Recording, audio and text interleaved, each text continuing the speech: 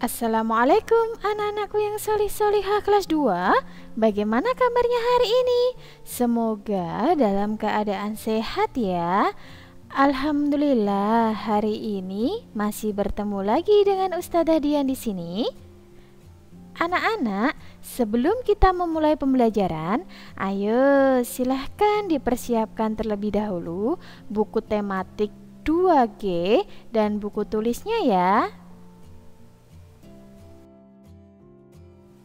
Hari ini kita akan belajar tema 7, subtema 1, kebersamaan di rumah, khususnya mata pembelajaran Bahasa Indonesia. Materi yang akan Ustazah sampaikan hari ini adalah tentang fabel. Kita akan belajar pengertian fabel, ciri-ciri fabel, unsur intrinsik fabel, isi fabel, dan contoh fabel. Bagaimana? Apakah sudah siap mengikuti pembelajaran hari ini? Materi pertama yang akan kita pelajari adalah pengertian fabel. Fabel adalah cerita pendek yang menceritakan tentang hewan. Tokoh-tokoh yang ada di dalam fabel adalah berbagai jenis hewan. Cerita dalam fabel adalah cerita fiksi. Cerita fiksi artinya cerita yang dibuat berdasarkan khayalan pengarang. Selanjutnya, ciri-ciri fabel. Fabel disebut juga dongeng tentang hewan. Ciri-ciri fabel yang pertama menggunakan hewan sebagai tokoh dalam cerita. Yang kedua, tokoh hewan memiliki karakter dan sifat seperti manusia. Yang ketiga, memiliki alur atau jalan cerita. Yang keempat, memiliki pesan-pesan kebaikan di dalam ceritanya. Dan yang kelima, fabel dapat diperagakan menjadi sebuah drama. Unsur intrinsik fabel. Unsur intrinsik adalah unsur yang membangun karya sastra. Unsur intrinsik fabel sebagai berikut. Yang pertama adalah nama tokoh atau jenis hewan yang terdapat dalam fabel. Yang kedua adalah sifat setiap tokoh. Yang ketiga adalah peristiwa penting yang terjadi dalam fabel.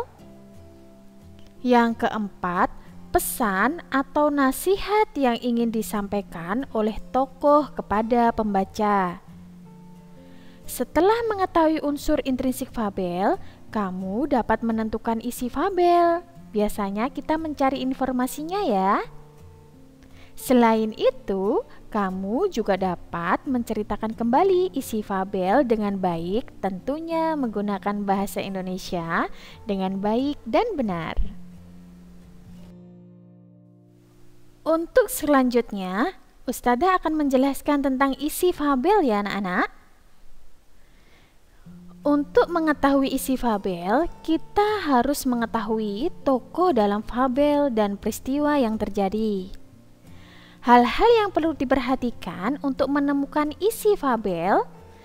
Yang pertama, baca seluruh isi fabel dengan cermat. Yang kedua, catat nama-nama tokoh yang ada di dalam fabel. Yang ketiga, catat juga sifat tokoh dalam fabel tersebut. Yang keempat, perhatikan peristiwa yang terjadi atau yang dialami oleh tokoh.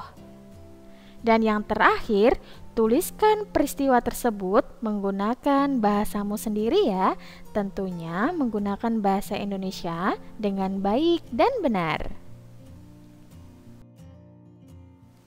Nah, di sini Ustazah memiliki contoh fabel. Yang pertama, karena fabel adalah tokohnya binatang, di sini macan dan singa si Raja Rimba. Yang kedua, kisah kancil dan semut. Yang ketiga, persahabatan gajah dan semut. Dan yang keempat adalah jerapah dan kura-kura. Contoh fabel ini Ustazah ambilkan dari buku paket 2G ya anak-anak, tentunya subtema 1. Bisa dibaca di sana ya. Dari judul-judul ini tentunya pasti memiliki cerita-cerita yang menarik dan peristiwa yang membuat penasaran. Anak-anak, di sini Ustazah memiliki contoh soal yang Ustazah ambilkan dari fabel jerapah dan kura-kura. Di sebuah hutan, seekor kura-kura sedang mencari makan. Kura-kura melihat banyak pohon yang berbuah. Ia berusaha mendapatkan buah yang jatuh, namun buah yang jatuh sudah busuk. Kura-kura bersedih karena tidak mampu menggapai buah itu. Tiba-tiba sebuah suara mengagetkan kura-kura. Ia melihat sesosok hewan tinggi berjalan melewatinya. Hewan itu lalu mengunyah daun-daunan. Ternyata itu jerapah. "Hai jerapah, bisakah kau mengambilkan buah untukku?" teriak kura-kura. "Hai kura-kura, baiklah." Jerapah pun menarik dahan dan mengambil buah dengan mulutnya. Ia meletakkan buah itu di atas tanah. "Terima kasih jerapah, kau baik sekali." "Sama-sama kura-kura. Andai aku bisa sepertimu, alangkah mudahnya aku mendapat makanan." "Aku lambat dan tidak bisa memanjat," kata kura-kura.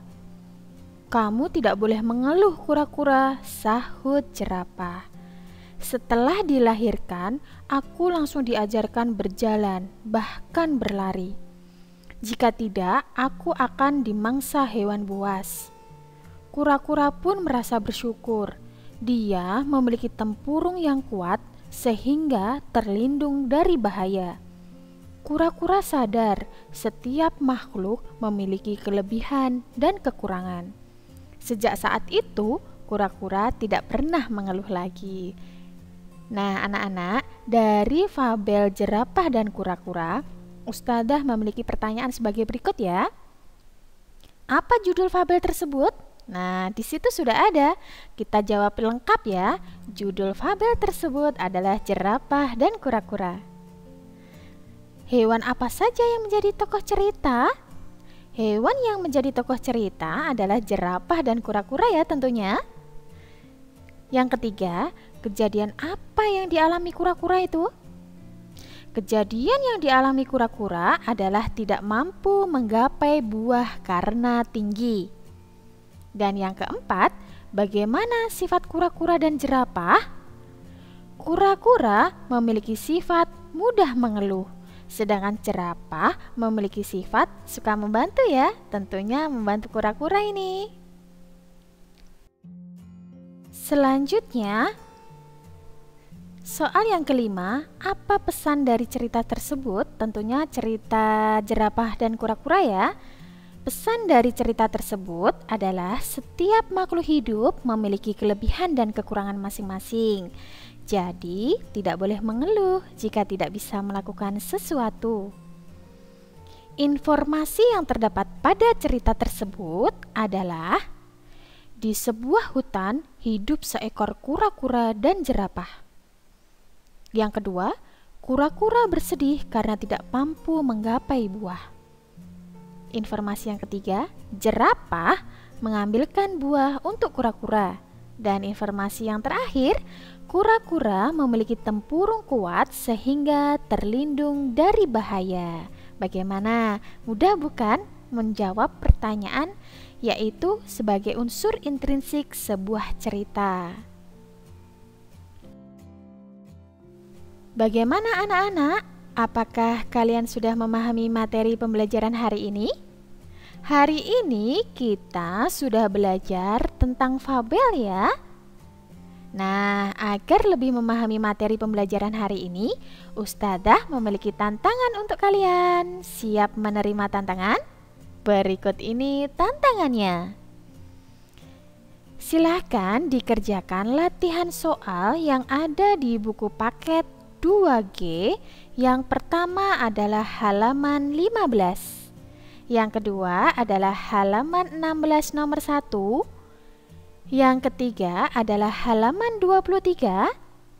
Yang terakhir adalah halaman 28 nomor 3. Kerjakan dengan semangat ya. Terima kasih anak-anak. Hari ini kalian sudah mengikuti pembelajaran dengan tertib dan mandiri. Jika ada kesulitan, silahkan diputar video ini atau boleh bertanya kepada kakak, saudara, ayah, atau bunda. Sebelum Ustadzah akhiri, Ustadzah memiliki pesan 3M. Mencuci tangan, memakai masker ketika keluar rumah, dan menjaga jarak ya. Anak-anak, tidak ada yang tidak mungkin jika kalian mau berusaha. Ustadzah akhiri, sampai jumpa pada pertemuan selanjutnya. Wassalamualaikum warahmatullahi wabarakatuh.